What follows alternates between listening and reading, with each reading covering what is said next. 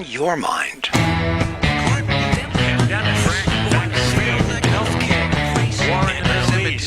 ever stop. Don't ever stop. What do you think? Oh, what do I think? I think it's a beautiful day out there for a road trip, and I am headed on to a road trip. That's right. I'm heading to Colombia to the state fair to be able to report back on all the gastronomical delights. Take your Pepsi AC, and yes, I shall. And I'm also headed down there. I want to look at the agricultural. I'm going to check out the some of the exhibits that Della Howe is doing down there. Just wanted to go down there. Do you know, I was thinking about this. I have never been to the South Carolina State Fair, so I've got to be very purposeful because, I could get dragged in different directions. I did see that today at the fair is $5 admission day. I don't know how I picked that day, but that's pretty cool. And also they have a tribute group that's going to be at, and it's not late. Let's see if I can find it here. The Everly Brothers, I think. They've got a tribute group, the Everly Brothers. Also, the Swifty Swine Racing and Swimming Pigs are performing. So, that's at 1 o'clock, and at 1:30, the Everly set will be performing at the Academics Avenue stage. What looks like it's pretty cool, pretty close. And then they've got the Paul Bunyan Lumberjacks, and so they've got all kinds of stuff going on down there. I, of course, can't cover the whole thing, so I've got to stay focused, Anne, on where you want to be. But the Swifty Swine Racing and Swimming Pigs. Has anybody ever seen those? I thought that could be interesting. Yeah, there you go. And also they've got a circus at the fair. And the Everly set, I would like to see a little of that Everly Brothers. They'll be singing all the songs from them. That could be kind of fun. So I just plan to go and cover it, pop up and go live every once in a while, let y'all know what I'm doing. So it's just designed to be a fun day at the fair, but basically concentrating on the agricultural and the food. I was told I had to check the food. So that's what I plan to do and just have a good time down there today. So we're going to have a quick show. Got to keep it rolling, keep it moving. And Penny's already given me the side eye. Where's she at? I don't even know where she's at. She must be hanging out at the front door.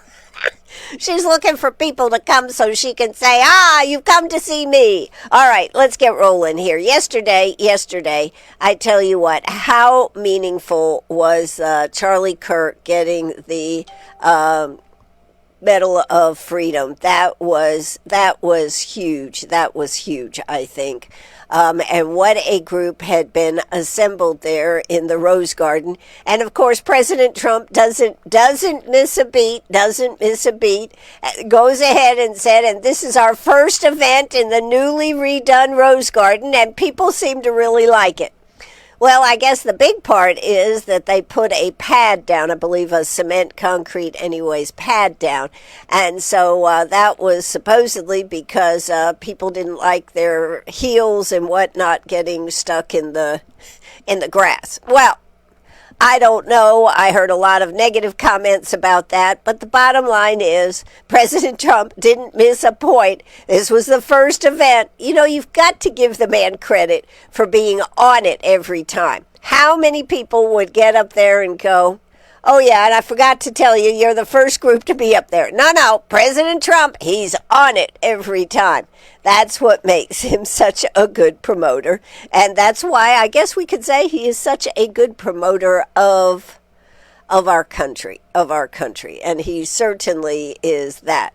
It is hard to believe that today is 3 weeks of the shutdown. Where are we headed? That is the question. Where are we headed? At this point, it doesn't seem like they're even close to getting the government back open. This is, and I'm not going to waste a lot of time on it, we all know this is ridiculous and unbelievable that they are still at this point. But, it is a sad state of affairs that this is where we're at. That's just where we seem to be headed.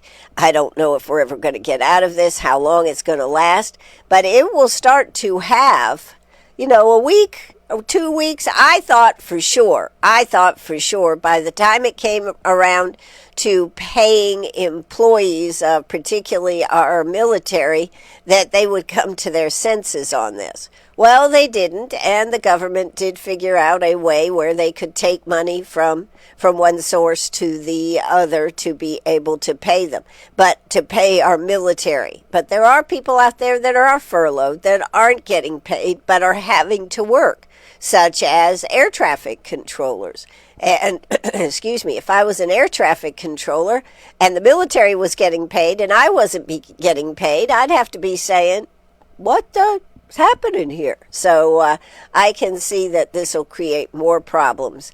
But the Democrats are dug in on the fact that they are going to provide health care for uninsured illegals here in our country.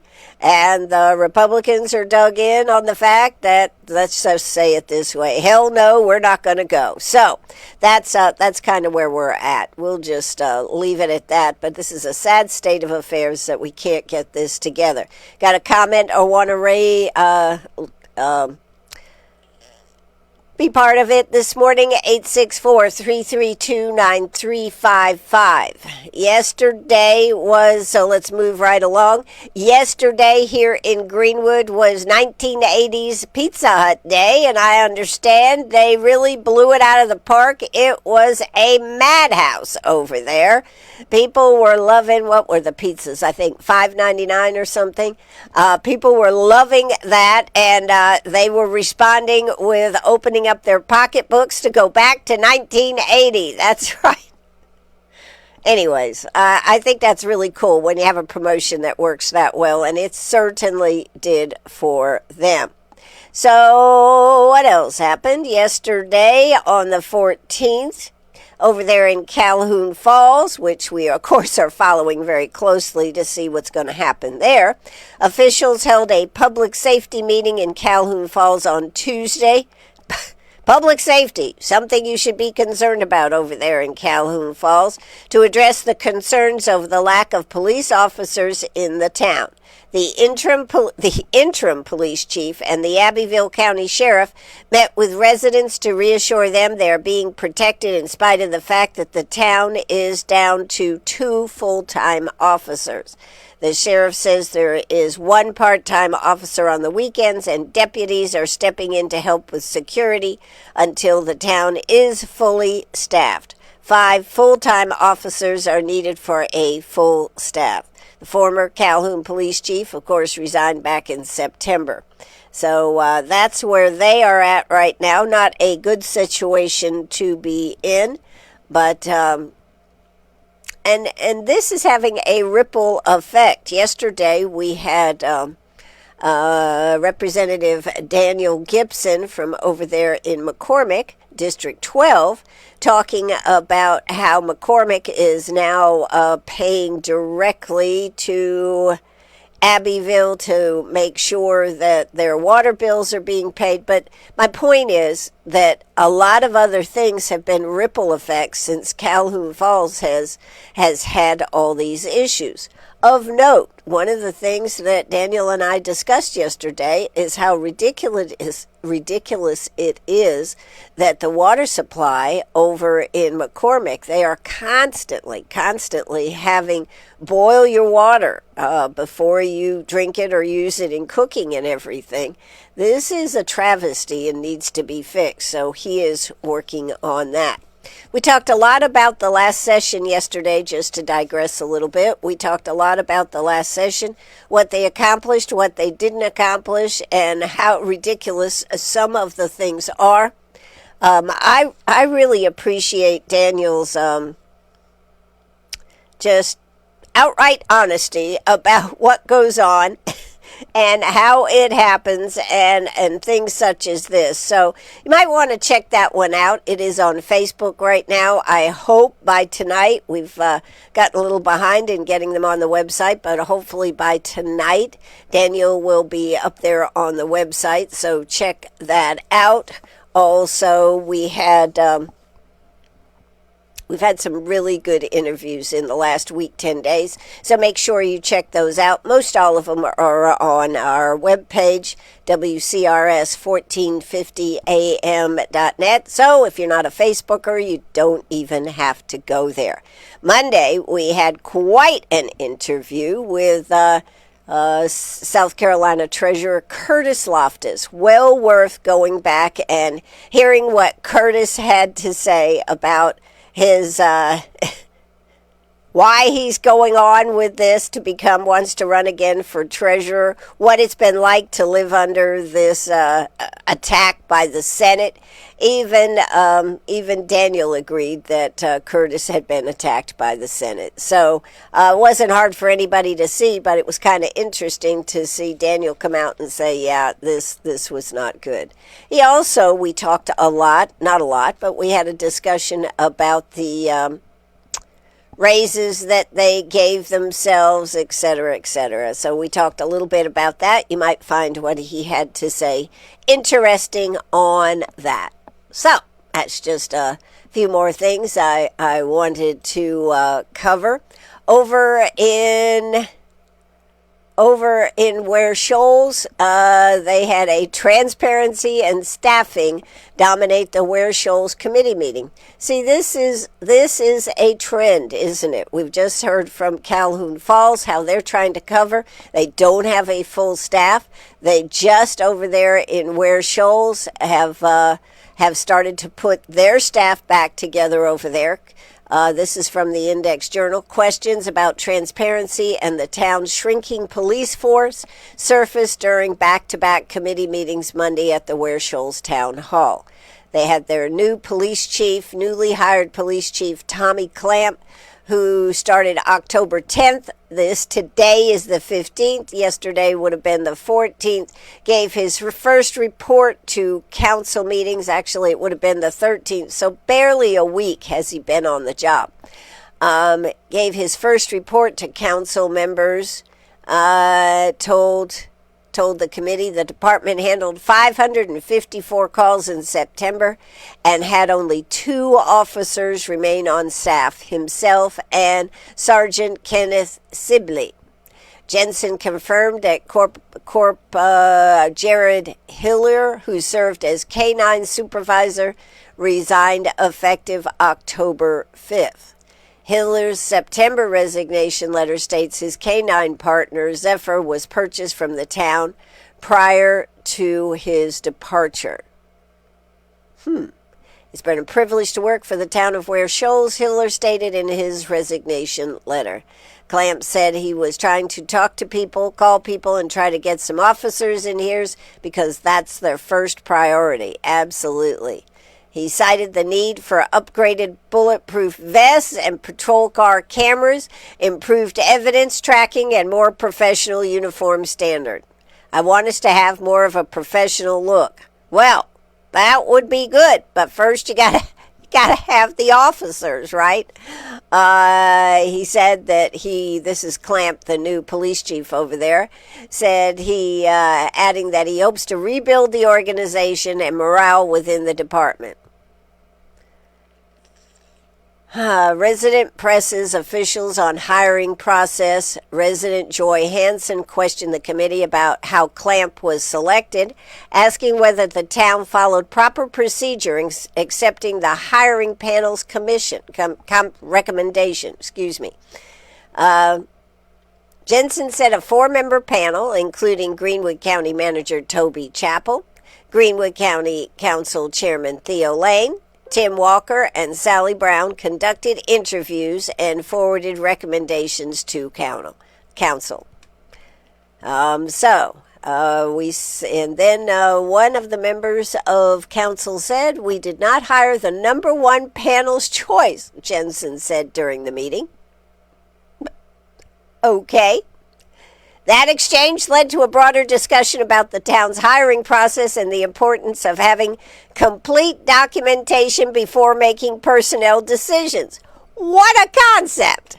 Jensen acknowledged that not all required paperwork, including certifications and background checks, had been received prior to the council vote to hire Clamp. I don't know, folks, but this sounds highly irregular to me. But what do I know? What do I know? All right, so let's see. That's a little bit what we have going here. We need to know who's in front of us, Jensen said. That's very important. Mainly the certifications and things like that. Maybe if we were to offer somebody a job, that it be a tentative officer based on such and such. You know, something like that. Jensen, this is a member of their council over there. Background is very important. I don't care if it takes 2 or 3 weeks. If that's what it takes, then we should be able to get the paperwork in front of us. You never know who's sitting in front of you. When asked directly whether all the documents were in hand before Clamp was hired, Jensen replied, "No, we did not. That was council's decision." Clamp told the audience that the committee, his state certification remains valid and would be extended for 3 years, though he acknowledged some uncertainty about when the updated paperwork would appear in the state system. This is Clamp. This is the new police chief over there. Told the audience that the committee, his state certification remains valid and would be extended for 3 years, though he acknowledged some uncertainty about when the updated paperwork would appear in the state system. The committee over there in Ware Shoals and residents agreed that future hires should not proceed without completed records, a point that underscored broader concerns about transparency and oversight in town decision-making. Okay, well, as you can see, they have problems over there in Ware Shoals. It would seem your police chief should be above reproach and all documentation should be taken into consideration and be on the table so it can be seen. Not something that says, well, we should get it. It's just a matter of time. Don't know when, but we ought to get it. This is frightening, folks, in my opinion. This is frightening. Maybe the people in Ware Shoals feel totally comfortable with hiring Clamp without all the documentation, but this is your law enforcement officer for your town. So this is, in my opinion, and this is just my opinion, this is kind of scary. I would want to know that the person that was in charge there had all the accreditations and all the background paperwork so that I don't have to worry about things being done properly. And that is the biggest question. If you have somebody in a law enforcement position, maybe a great guy, maybe everything else, but does he have the qualifications and the paperwork to back it up? I also find it interesting that they did not hire the number one hire that the committee that was looking at hiring the police chief recommended. It says, we did not hire the number one panel's choice. They chose Clamp instead of whoever number one was. I would have to ask why. Why did you not hire the number one officer, the number one pick of a committee that should have been pretty good at picking members? But that is what happened here. They chose Mr. Clamp here, Mr. Clamp. So that is that is what has happened over there in Ware Shoals. He gave a report on Monday night. He had just been on the job for basically a week. How about that? All right, so they talked about public works. They talked about some other things. The discussion of transparency carried into the Public Works Committee. This is again from the Index Journal's report of the meeting over there in Ware Shoals. Public Works Supervisor Jimmy Hughes reviewed recent projects and praised Clamp, calling him one of the best police chiefs Ware Shoals will ever have. Resident Joy Hansen, still in attendance, was heard responding, "Yeah, he's one of those good old boys, isn't he?" prompting brief tension before the committee returned to agenda items. See, this is one of the things that you don't want to have in your council, whether it's a city council, county council, and yet these things do happen over and over.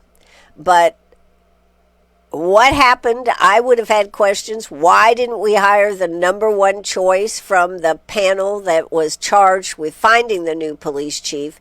And the very fact that Mr. Clamp does not have all his paperwork in order, although he says it's in progress and it will be there, should you not have to be able to, or even if the paperwork wasn't there, have gotten a statement from the state agency that handles this that yes, his paperwork is in order. We'll be issuing that in the next 2 weeks or whatever time frame, so that they would know. I would think that would be bothersome, but that is again just my opinion. So that's kind of where they're at over there in Ware Shoals. This is why that small government of smaller towns is such a problem, because they don't have the resources and they don't have the be able to keep the separation between operations and overseeing as they do. So, just a little bit about that. Ware Shoals, I'm worried about y'all, and I hope that you get everything worked out over there. But that is a kind of frightening situation. All right, so let's talk about a few other things that are coming up. Empty Bowls is going on today and tomorrow. Empty Bowls over the years has changed. You know, they've expanded their takeout business. They have, I think they've actually shortened the number of days that they're doing it, but it has not hampered the enthusiasm or the bowls that have been supplied, and I'm sure that you still will be able to get.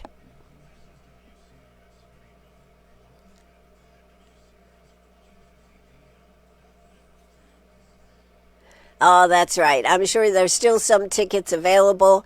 So the Soup Kitchen, they'll have 2 soup nights are this week. Wednesday, takeout only, and Thursday, dine-in only, featuring celebrity chef Michael Silbert. A few tickets remain as of Monday, so to snag yours, call the Food Bank of the Lakelands by noon on Wednesday. So that is today. And the number for that is 864-323-6450. That's 864-323-6450. You know, Empty Bowls came along at a time where the Soup Kitchen was desperately trying to survive, and with Empty Bowls, they were able to survive and more than survive. That, along with the volunteers that work tirelessly week in and week out to provide soup and a sandwich. And, you know, you have to look back. I mean, I just want to say that during COVID and everything, the Soup Kitchen was still providing food. They were not able to have people come in and sit down in a meal with those big round tables that I think are so cool. They did have to give them paper bag lunches to go, but they still were doing that. And to this day, now, of course, they're back open and people are eating at big round tables. I think it's terrific. If you've never been to the soup kitchen, it is well worth checking out. And to all the volunteers that work every week preparing the meals and doing this job, you do a wonderful job for our community. But empty bowls became about through somebody reading about this was being done. They decided to try it here. They got the potters together, they got the woodworkers together, and over the years, with the Medical Alliance pulling all the pieces together, they have made it so the soup kitchen was a very viable entity and able to support itself, and that is terrific. So, anyways, this is that. So you only have today. They only have today. And to get your tickets by noontime, again, 864-323-6450. It is a ticketed event, so they only have so many tickets available. So if you'd like that, you better pick up the phone, 864-323-6450. The idea is you get to go in, pick out your bowl, and then get your bowl of soup. So Wednesday is takeout only. Thursday is dine-in only. So they are looking forward to seeing you there. Hope you will make it over there. And they will have all different varieties of soup. I did see where the G. Frank Russell had made a big pot of soup, and other restaurants make soup, and then you get a delicious bowl of soup with in your bowl. If you're taking it, of course, they put it in a to-go container, and you get your bowl and you go home. Probably the longest part of doing this is picking out your bowl.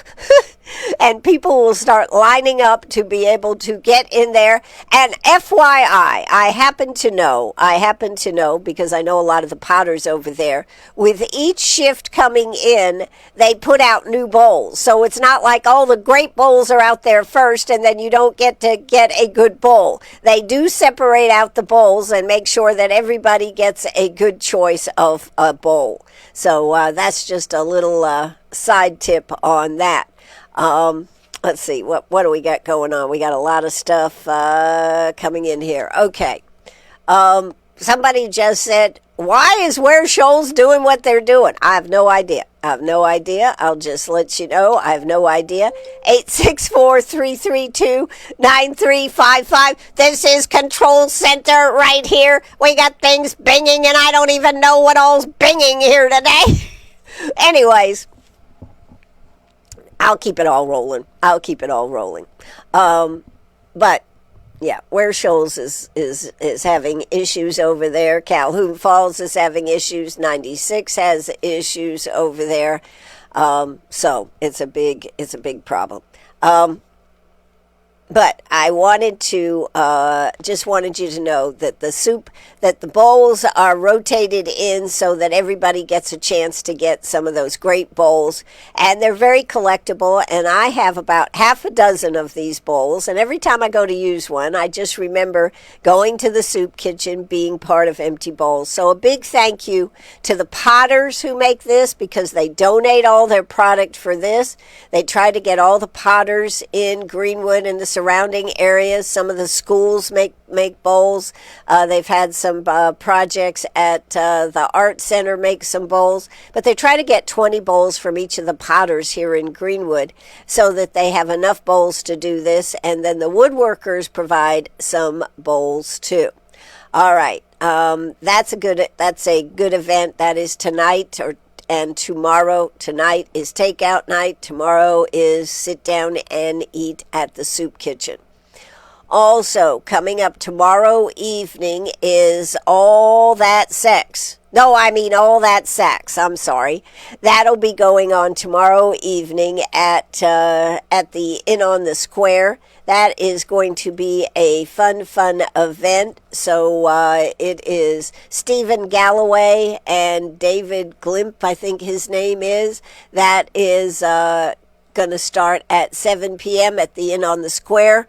It's called All That sax. I just can't read it right. I'm sorry. And they will be playing. Pope and Bert will be first up, and then the main attraction, Stephen Galloway, and as I said, David Glimp. They will have a great time doing that. They also, with your ticket, you get one free adult beverage. It is at the iconic Inn on the Square. Should be a cool jazz night right there. And not only are the two saxophonists going to be there, but also their backup band. So it should be a great night for that. That starts from 7 to 9. You can still get your tickets at Greenwood Performing Arts. That's Greenwood Performing Arts. And go online there, purchase your tickets. That's the easiest and quickest way to do it. And then be there tomorrow night at 7 o'clock. FYI, if you want to go ahead and make a whole night of it, they do have early bird specials at the Inn on the Square. And I think that starts at 5 o'clock, so you could have dinner there and then enjoy the music afterwards. And as I said, the weather's going to be fab. So check that out.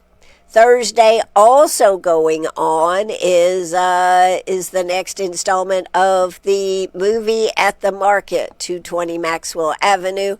Bring a blanket or a lawn chair and kick back with some snacks and 1985 movie classic Goonies. That was a good movie. Yeah, that was a good movie. That was back in 1985.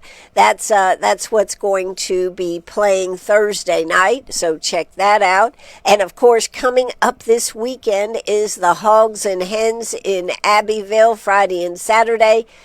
Enjoy barbecue, blues, and fall weather with the Abbeville's annual Hogs and Hens Festival. Things get started Friday at 5 and include the Swingin' Medallions in concert on opening night. There'll be plenty of food, live entertainment, and craft vendors, as well as a kid zone, and they are going to be blessed with beautiful weather. So get out there and enjoy that.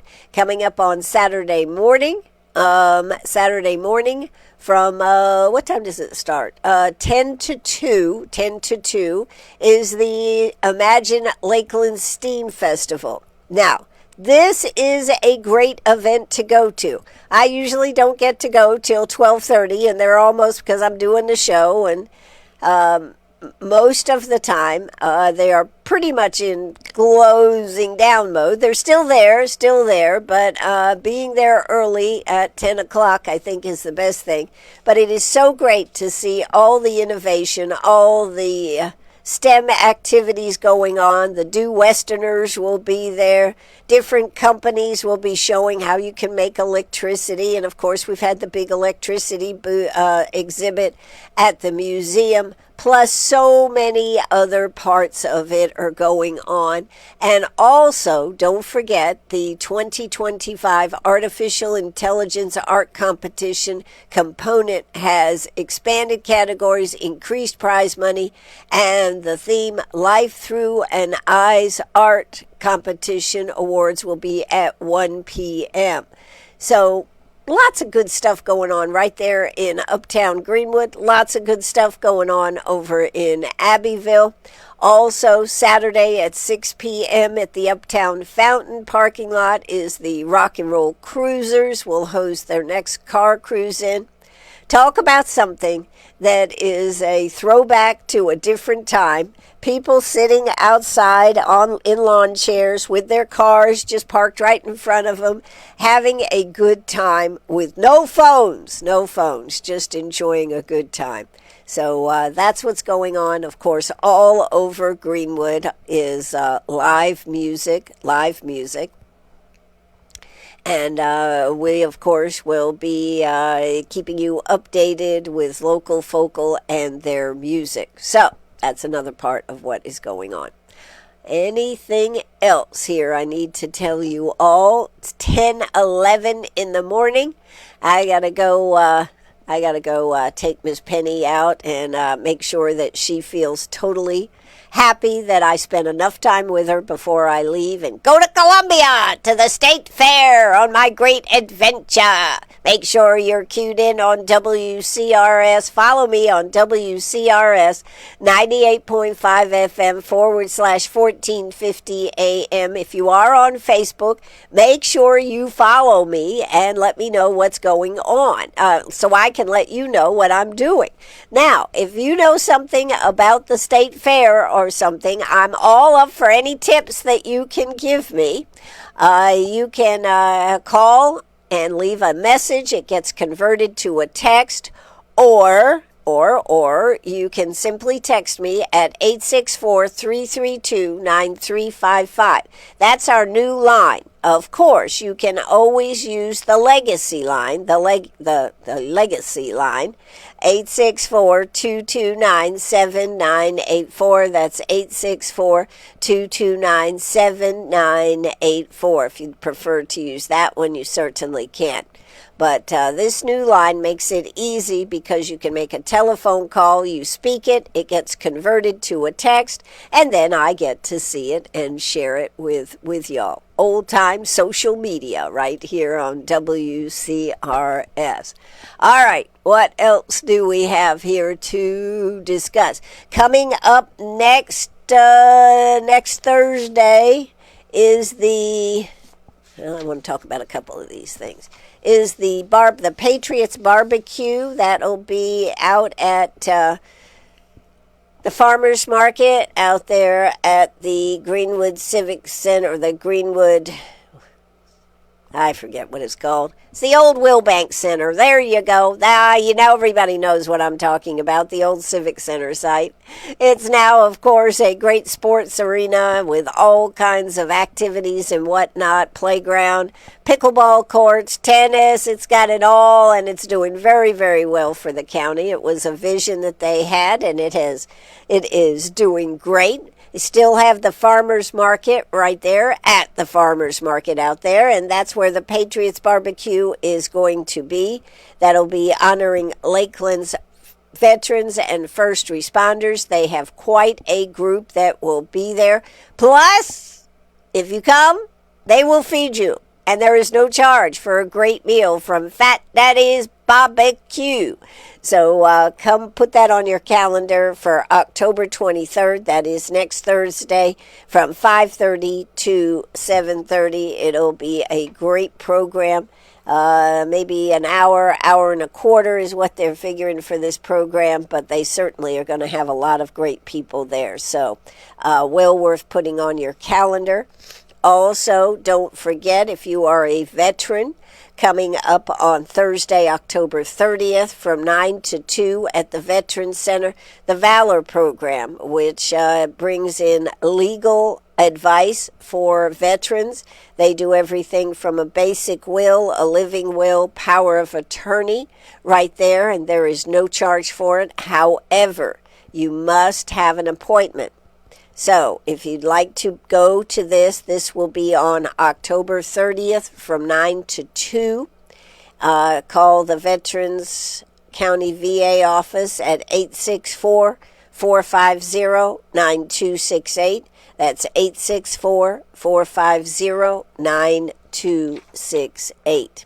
And I don't think it's too early to remind you that coming up on November 9th is the Veterans Parade. They would like people to sign up and be part of that. Call George Watson at 864-229-0726. That's 864-229-0726. Let's have a really big Veterans Day parade. And most important, that is on a Sunday at 2 o'clock. Most important, let's have a huge turnout for the parade. You know, it's great to have a parade, but you got to have the people on the sidelines cheering them on, making it exciting and making it fun. So I hope we will see lots of people out there waving flags, being part of the parade. After all, that's what a parade is all about. That, my friends, I think is going to do it for today. I've got to get ready and head out here today. I'm really excited about my road trip. Hope everything goes well. And like I said, if you have any tips for me, don't hesitate to let me know what you know. Have you been to the fair lately? Have you seen anything exciting? Is there any tips on going to the fair that I should know? After all, I'm going to be a newbie down there. I'm just going for a few hours, so it's not like I'm going to get... Although, who knows? I might join the circus and just take off and never be seen again. Nah, I don't see that happening. Anyways, I hope you all have a good day. Get out there and enjoy this glorious day that we have been given. We are so blessed to live in South Carolina and to have the glorious weather that we have. I think we got shortchanged on spring this year, but I do think that we have... we're making up for it with the fall weather that we are having. So thank you, as always, for tuning in. This, of course, is up on Facebook Live, and that's going to do it for me. Penny has been practicing sitting in her chair. This is going to be an experience like no other once I actually get her on the air. She is excited, and she is doing very well on trying to be entertaining. I figure my days of being a talk show host may be over. She may take over the whole show. But anyways, so I'll keep it as long as I can. That's going to do it for me. This is WCRS. Drop the curtain, cue the music, and have a great day.